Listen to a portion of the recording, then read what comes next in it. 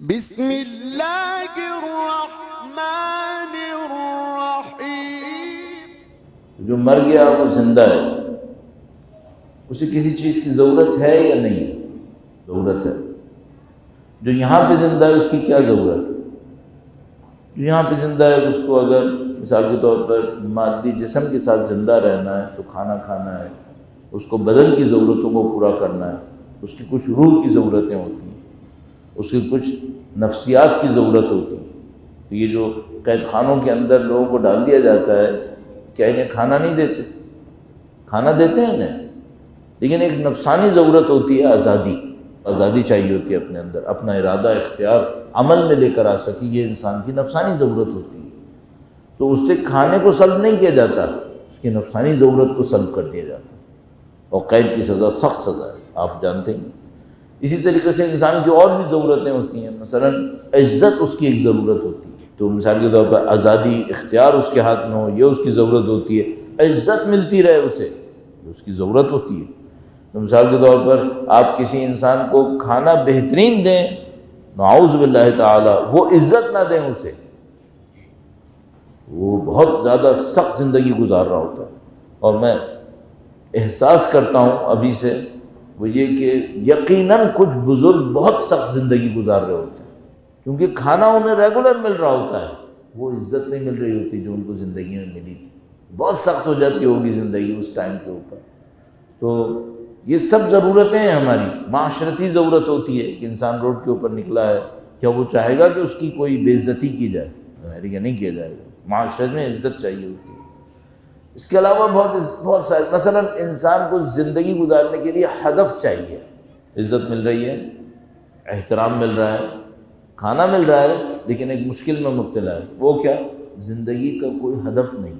یہ جو بڑے بڑے بعض اوقات بلینر ٹائپ کے لوگ بھی حتیٰ خودکشی کر لیتے ہیں، یہ کیوں کر لیتے ہیں؟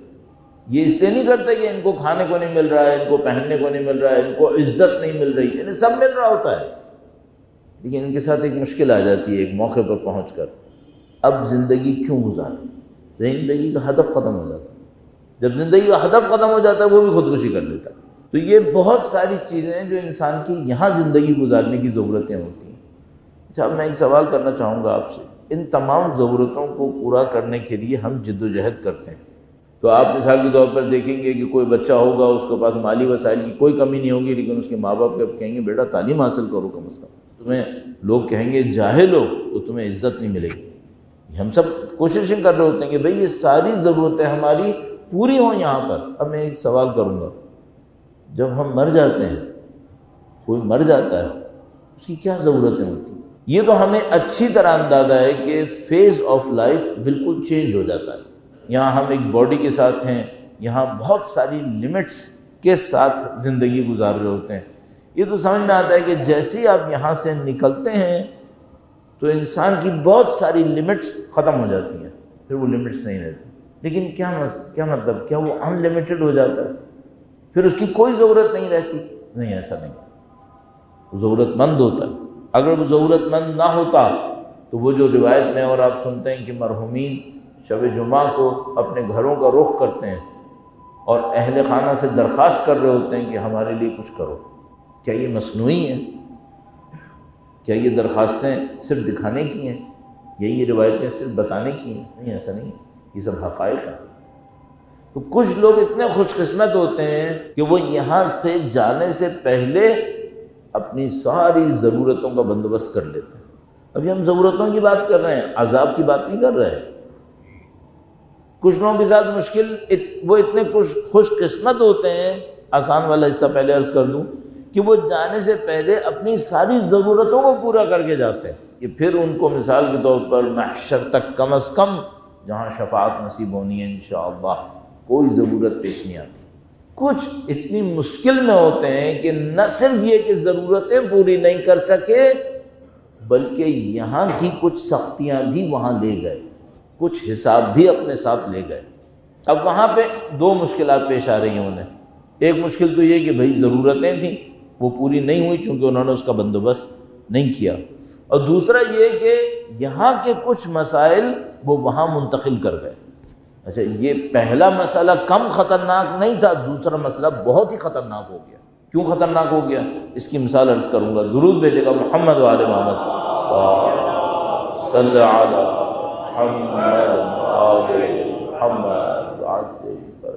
تو مثال کے طور پر یہاں پر خدا نخیر نعوذ باللہ تعالی کسی کے معاملے کے اندر، کسی جھگڑے کے اندر، آج کی مثال کے طور پر رقم حساب کے حساب سے 15-20 ہزار روپے میں نے کسی کے غلطی سے اپنی طرف شامل کر لیے۔ اتنی غلطی بھی نہیں تھی، مثلا میں جانتا تھا کہ دے دوں بہتر ہے، نہیں دیا میں نے کسی بھی وجہ سے، اس کو اپنے حساب میں لے آیا۔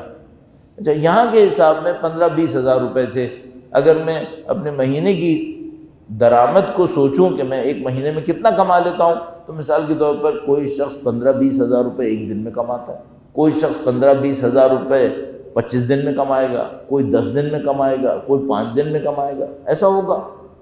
اچھا یہاں 5 دن کی کمائی دے کر یہ معاملہ ہم لوگ کہتے ہیں تصفیہ حساب باق ہو جاتا۔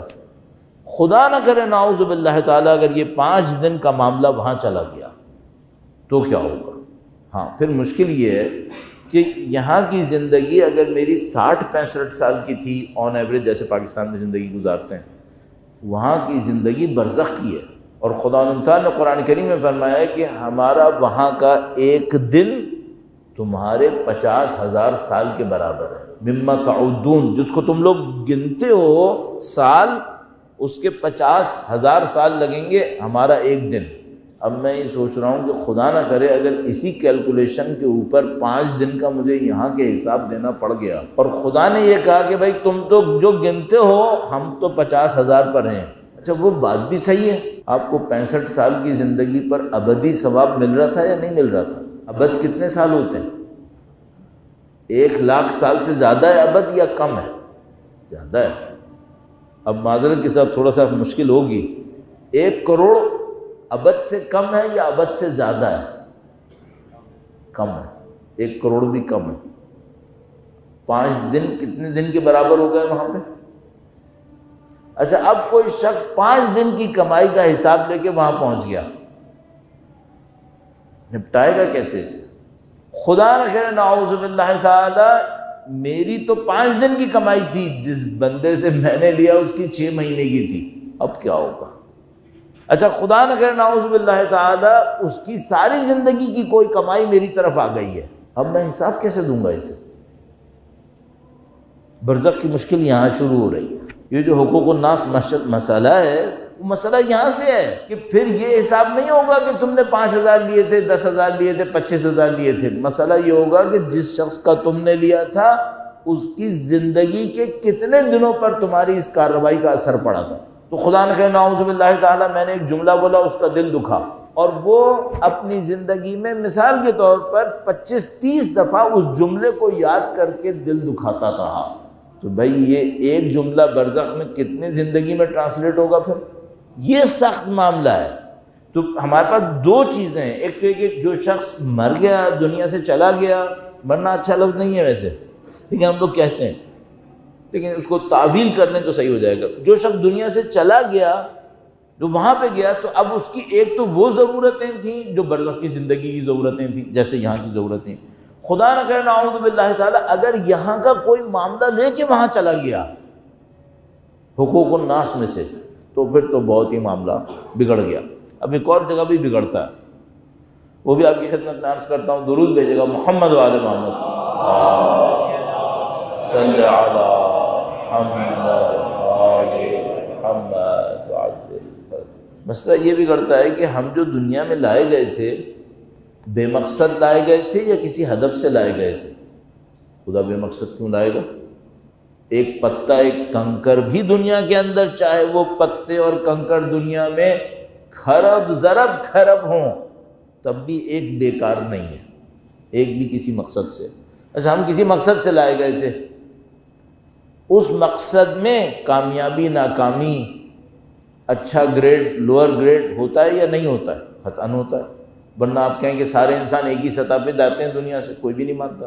سب کہتے ہیں کچھ لوگ زیادہ کامیاب جاتے ہیں، کچھ لوگ کم کامیاب جاتے ہیں۔ اچھا یہ آگے کی تیاریوں کا ذکر ہے، آگے کی ضرورتوں کا ذکر ہے؟ نہیں، آگے کی ضرورتوں کا ذکر نہیں ہے، اس دنیا کی ذمہ داریوں کا ذکر ہے۔ یہ جو جانے والا تھا یہ ان ذمہ داریوں کو انجام دے کر گیا۔ مثلا کیا ذمہ داریاں تھیں؟ سادہ سے شروع کرتے ہیں۔ بھئی اگر کوئی مرد تھا اور بالغ تھا تو اس کے اوپر ایک خاص عمر سے نماز واجب ہوئی تھی، اس نے وہ ساری پڑھ لی ہیں۔ ایک خاص عمر سے روزہ واجب ہوا تھا، ایک خاص کمائی سے اس کو اللہ کی راہ میں دینا تھا۔ چند واجبات اور تھے جو انجام دینے تھے، چند اخلاقی ضرورتیں تھیں جو اس کو پوری کرنی تھیں۔ مثلا اس کو اپنے اندر صفت رحم لانی تھی، کیونکہ رحمت للعالمین کی امت کا تھا یہ، تو ان کی تو امت میں داخل ہونے کے لیے سرٹیفکیٹ رحمت سے شروع ہوتا ہے۔ تو اگر یہ جابر اور ظالم بن کے گیا پھر کیا ہوگا؟ اس کو کہا گیا تھا کہ تم اپنے والدین کے سامنے وَخْفِضْ لَهُمَا جَنَاحَ الذُّلِّ مِنَ الرَّحْمَةِ، ان کے سامنے اپنے پروں کو رحمت کے ساتھ پھیلائے رکھو۔ نہیں پھیلائے اس نے، ان کے سامنے اکڑتا رہا۔ تو یہ اس نے یہاں کا جو ٹاسک تھا دنیا کے اندر وہ پورا کر لیا تھا۔ خدا نے کہا تھا اعدلوا هو اقرب للتقوی، تم عدل کرو یہ تقوی کے نزدیک ہے، یہ تو عدل نہیں کرتا تھا۔ تیسرا مسئلہ، جو جن ذمہ داریوں کے لیے یہاں خلق ہوا تھا ان کو پورا کر کے گیا ہی، خدا نہ کرے اگر پورا کر کے نہیں گیا اب کیا ہوگا؟ وہی معاملہ جو حقوق الناس میں تھا۔ بھائی اس کے اوپر نماز واجب رہ گئی نعوذ باللہ تعالی 5 دن کی، ساری زندگی پڑھی 5 دن کی رہ گئی تھی، اب یہ برزخ میں آ گیا۔ اب اس کو کتنے دن کی نماز کو وہاں پورا کرنا ہے؟ 5 دن، وہاں ٹرانسلیٹ کتنے دن میں ہوگا؟